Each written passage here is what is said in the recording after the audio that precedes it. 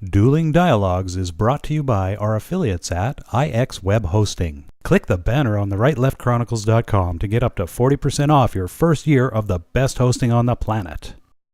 Today's episode of Dueling Dialogue is brought to you by Saucy Eva. GMA's marinade is coming soon to a plate near you to gourmetize your meats and proteins. Coming to you from that once-forgotten artery that pulses through the center of the continental United States and into the heart of the Ozarks, Grace Matthews. Looking in from the northern border, our Canadian friend, along with his countrymen feeling the effects of U.S. political issues, Connor Murphy. Welcome to episode 7 of Dueling Dialogues. I'm Connor Murphy on Vancouver Island with Grace Matthews all the way in Springfield, Missouri. Hi, Grace. Hi. How are you doing? I'm doing great. How about you? Doing good. It's been a hot weekend out here on the West Coast. It is unusually hot up there, isn't it? Yes, very hot, and things are still burning. I'm kind of jealous. We're cooler than our normal temperature, and I like it hot. Yeah, well, this is a little too hot. I mean, we're in the 30s, and that's Celsius. That's not Fahrenheit. So we're pushing the 100 Fahrenheit and over in some places. Crazy. Have we got any updates on anything that's occurred over the weekend? Yes, I have an update. I'd like to start out with a quote. Okay. From Benjamin Franklin. Freedom of speech is a principal pillar of free government.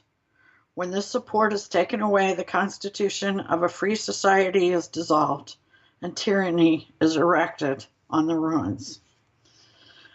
We keep coming back to freedom of speech, and again, it's put to the test in Berkeley, California. Once the defining institution of free speech, Berkeley, once the defining institution of free speech has again placed it on the chopping block, as an all too familiar violent attack on those exercising their First Amendment rights broke out over the weekend when a small group of right-wing protesters were attacked by masked anarchists. SFGate.com reports masked anarchists violently rout right-wing demonstrators in Berkeley. Again, I just can't stress enough how this is becoming all too familiar. Next update is on an episode we did Friday about Kim Jong-un. Okay. According to CNN.com and others, Pyongyang fired 3 short-range missiles from the Gangwon province. The U.S. Pacific Command said the launches occurred in the midst of the U.S. and South Korea's annual military exercises. They failed, though, didn't they? Yes. I mean, we're not quite sure what their intentions were. One was a real dud. The other one went about 255 kilometers. I don't know. You're better at translating that into miles. Yeah. I'm not going to do it right now, though. Okay. It's Monday morning. Monday morning in math. Nah. Oh, I get it. I do get it. Yeah. It's a fair distance. You know, you're looking at around 100 miles. I mean, we don't really know what his goal was because I'm pretty sure he didn't have much of a goal because, you know, they were doing this practice exercise in South Korea, and I pretty much think it was more like, you know, I'm here, don't forget about me. Yeah, I think it was an attention getter, but I don't think it worked like he quite planned with them failing, because that just shows that, you know, they're a ways away from being an actual real threat, I think.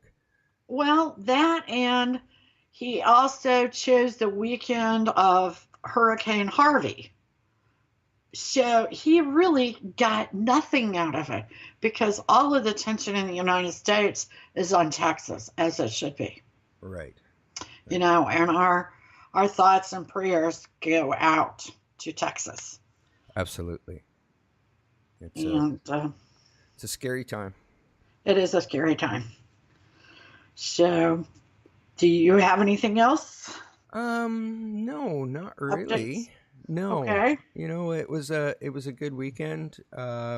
Did some charity work, had some fun at the blues festival, so it was Oh, great. fun.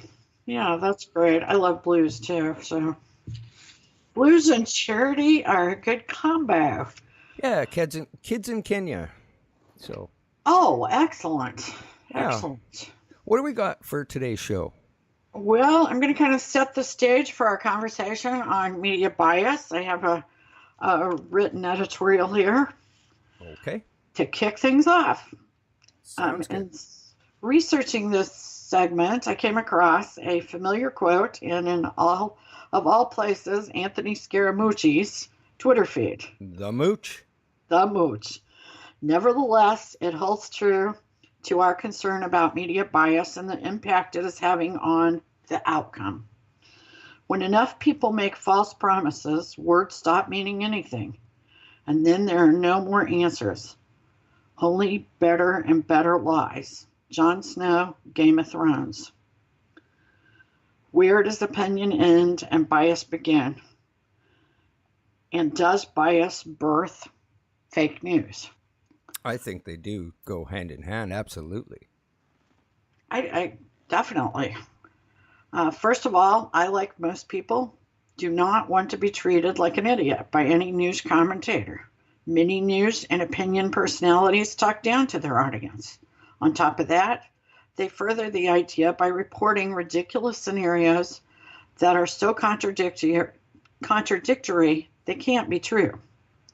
Ultimately, when this happens, public feuds break out among news and opinion competitors. And as of late, the Trump administration. Now, the White House cannot claim complete innocence, as many of the incidents first gained momentum from none other than the White House administrative leaks. It's a complex problem that could easily lead us down a slippery slope if the solution defies freedom of speech. Again, we go back to Benjamin Franklin, who spoke of our psychological state during times of fear. Many professionals have substantiated the pitfalls of our behavior as a result of fear. Franklin admonished this behavior when he wrote, "Those who would give up essential liberty to purchase a little temporary safety deserve neither liberty nor safety." So for the most part, you know what you're getting when you tune in to view or listen or even read news or opinion. If you're watching CNN, you know they hate Trump and lean left of left. The same goes for the New York Times and the Washington Post. Likewise, if you tune into Fox News Channel, you know you are getting the other side that is right of right and supportive of the Trump administration. Nevertheless, recently I've come across a couple of unlikely dissidents. Several months ago, when NBC hired Megyn Kelly, rumors began surfacing about the network moving towards the right. Admittedly, I said hogwash. Megyn Kelly is a chameleon with a history of pandering with any opinion that personally moves her career into the direction of attention. My beliefs received affirmation as MSNBC and its star Rachel Maddow moved further and further left after President Trump's inauguration. During the past few months, reports, chaos, multimedia bickering seemed to manufacture another CNN cable affiliate and MSNBC. Both channels have an obsessive compulsion to grind on everything Trump does. Today, after all this, I'm questioning my assumption. Friday night, I was at a dinner and the conversation quickly turned to Trump. That's not so unusual. But this time, it was in response to the gibberish about his mental fitness to serve. Of course, anyone over the age of 40 might recall numerous times at which the opposing side of a president has been recorded questioning the mental capacity of a president. The most notable in my memory is Ronald Reagan. After dinner, we all recalled the chatter concerning Reagan. None of us were surprised about the chatter about Trump. Nonetheless, We were all surprised NBC ran a segment on the murmurs about Trump's mind with the inclusion of past accusations about previous presidents, therefore ultimately discounting the left's claims. Amazing. This action by NBC has me even asking, to take a second thought about an article I read in the LA Times last week by David Horsey. Please note there will be a link to this article on our site, therightleftchronicles.com. David Horsey, a self-proclaimed liberal, admitted to being bored by MSNBC and CNN's constant reinforcements of his own biases.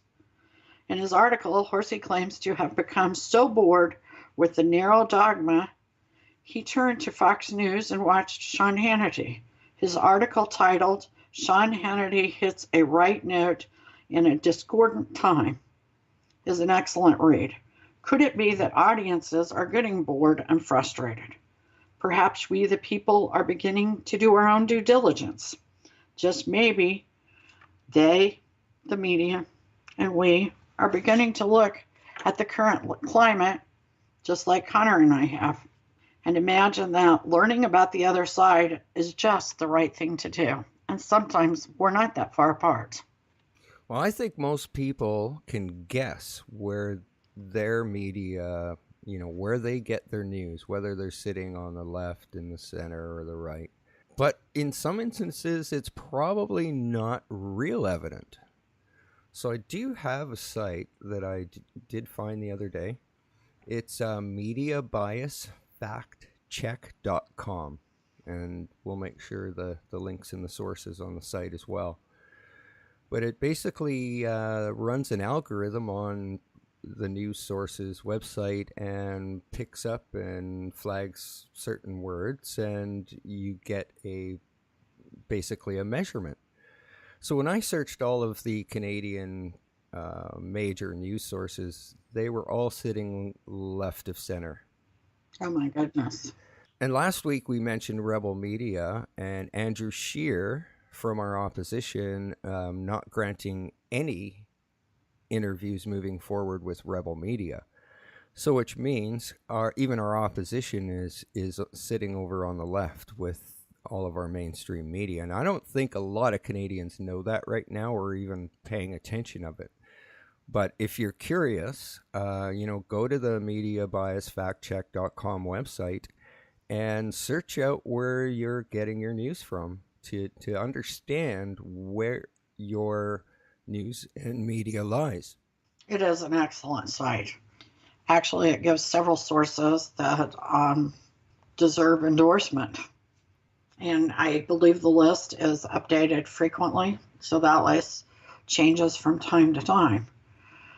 But it's an excellent source, and especially when you are out there on the internet and you see stories that may or may not be fake news. I know last week when I was researching for our article on Kim Jong-un, my son told me, he sold 100,000 people of his own people, Mom. And I said, really? I said, that's just fake news. It couldn't possibly be true. First of all, I hadn't heard about it on any reputable news source.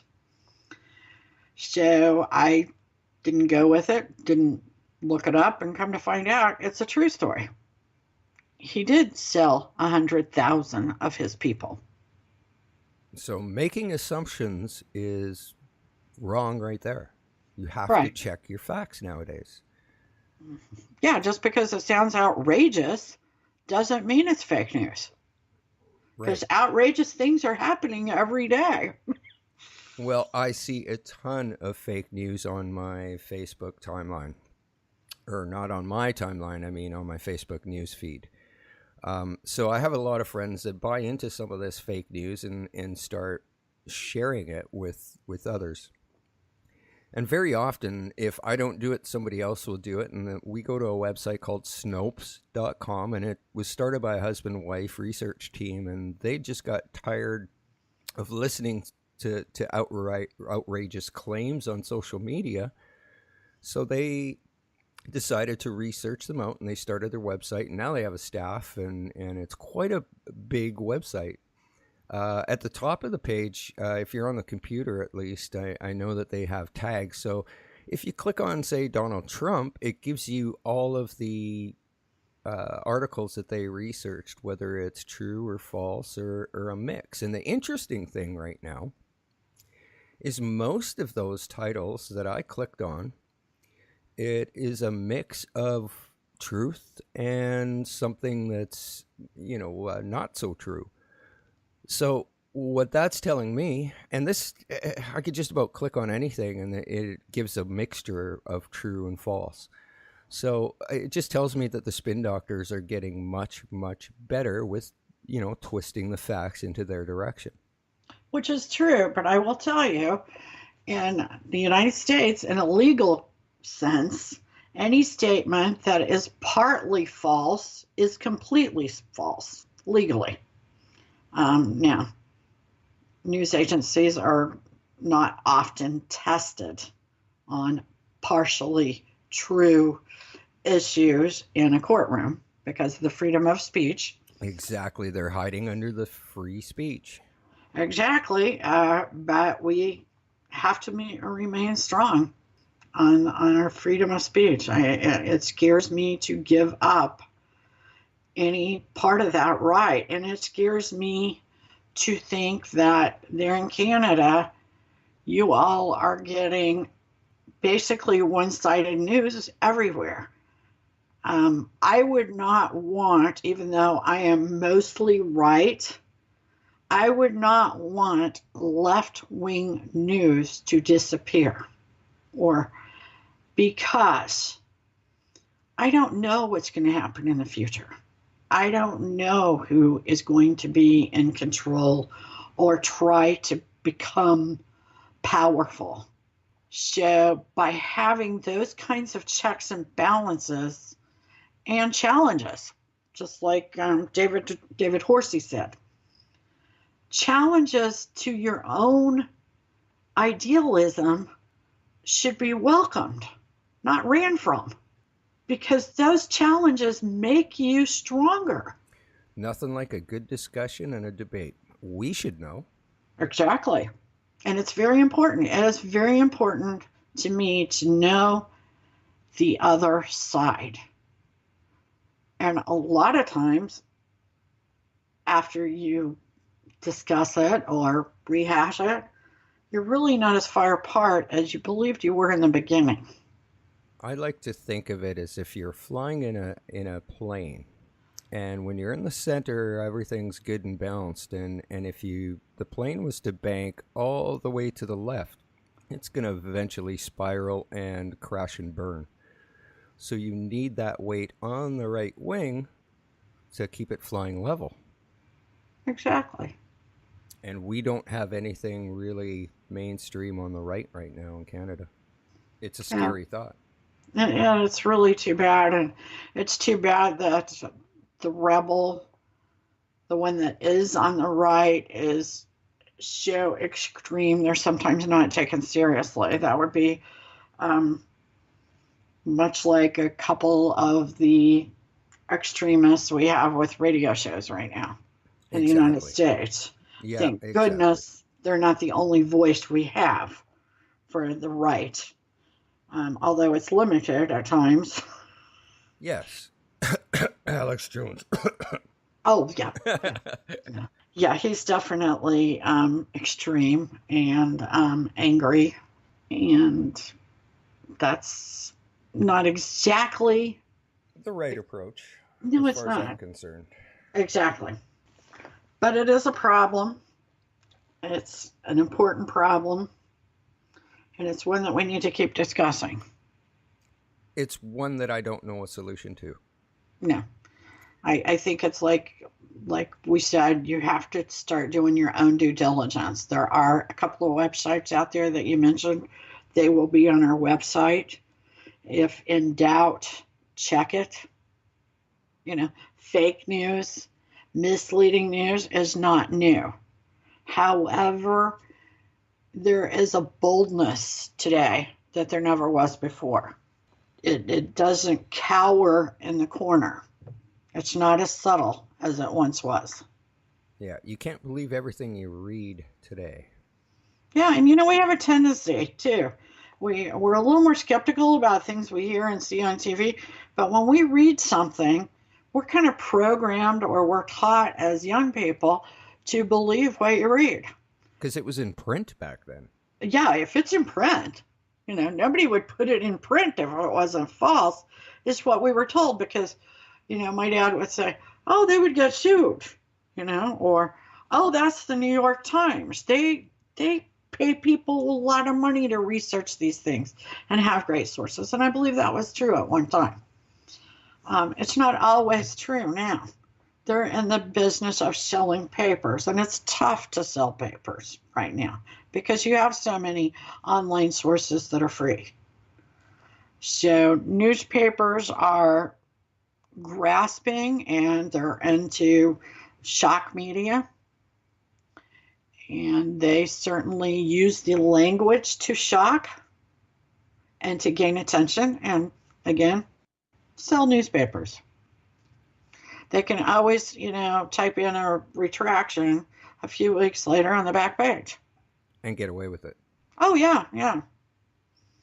They just show a judge, we retracted it. Or Doesn't they've matter. just twisted it slightly in a way that it's partially true. Exactly. So, yeah, I mean, there's no easy solution. You got to do your own research. Consider the source.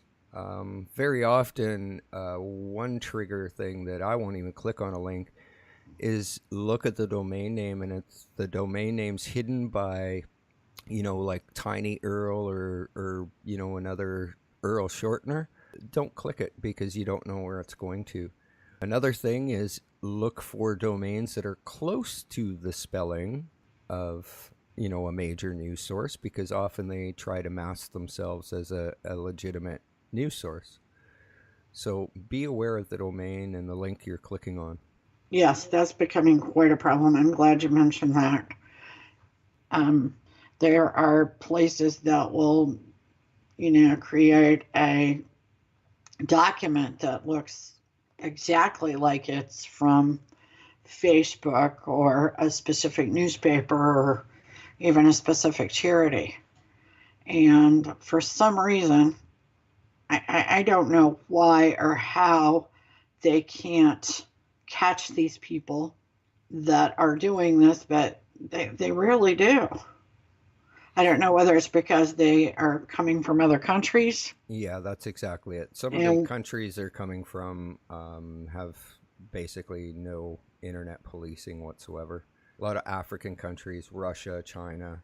All you have to do is have a news site to know that you're going to get attacked multiple times a day. It's a serious problem, and it's stopping a lot of new media from even starting up, because they don't have the resources when they're starting up to block all those attacks. So it's very costly, and it eventually will bankrupt them. So that is continual. Most of those attacks come from, and I speak from experience. Wow. And it's daily, multiple times a day. Is there a part of our life that's not under attack anymore?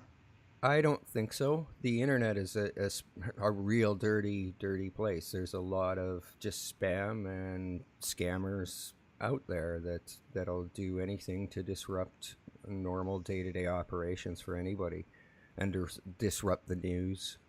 There's no easy solution. It is like the wild, wild west, isn't it? Pretty much. Seems pretty accurate. Well, we agree on something. We certainly do.